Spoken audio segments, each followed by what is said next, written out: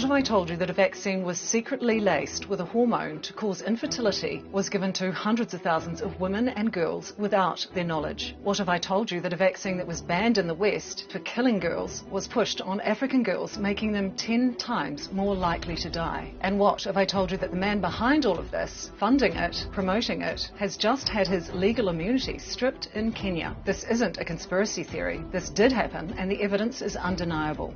Bill Gates, through the WHO, has funded programs that have been exposed as dangerous, unethical and deadly. And it's time the world started asking some very serious questions. In 2013, the World Health Organization launched a neonatal tetanus campaign in Kenya, claiming to protect newborns from deadly infections. But doctors started noticing something very strange. Many women in this vaccination campaign could no longer carry a pregnancy to term. Suspicious, these doctors took these vials and took them for testing in independent labs. The vaccines contained HCG hormones, a hormone vital in pregnancy, chemically bonded to the tetanus vaccine. These vaccines weren't just about tetanus, so what were they for?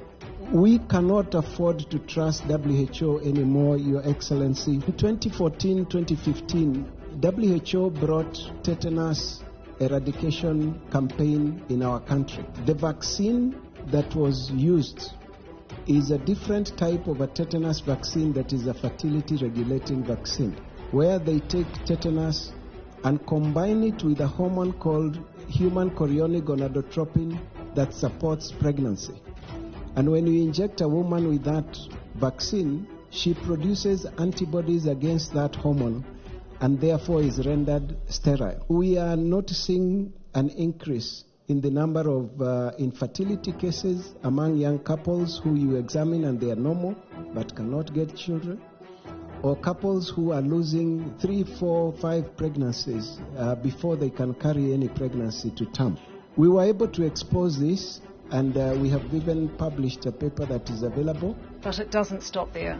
Let's talk more about the DTP vaccine, the world's most popular vaccine thanks to Bill Gates and the WHO. In the 1980s, the vaccine was banned in the United States and Europe after studies showed it caused brain damage and even death. While it was replaced with a safer version in these countries, the older, deadlier versions were still being distributed to children in Africa. When Danish scientists studied more than 30 years of vaccination records in Africa, they found a chilling discovery. Girls who received the DTP vaccine were 10 times more likely to die than children that were unvaccinated. But these girls weren't dying from tetanus, diphtheria or pertussis. They were dying from anemia, pneumonia, dysentery and the diseases that the vaccine left them more vulnerable to. This isn't just about bad science. It's a pattern of unethical experiments on vulnerable populations. Vaccines that were deemed too dangerous for the West, pushed in Africa under the guise of philanthropy. And who's funding this? Bill Gates, the same man whose foundation controls much of the World Health Organization's budget. The same man who just lost his immunity for prosecution in Kenya. Knowledge is power, and this is why we must question the narrative, the motives, and demand accountability. Bill Gates and the WHO must answer for these actions, and we, the people, must stand together for transparency and justice.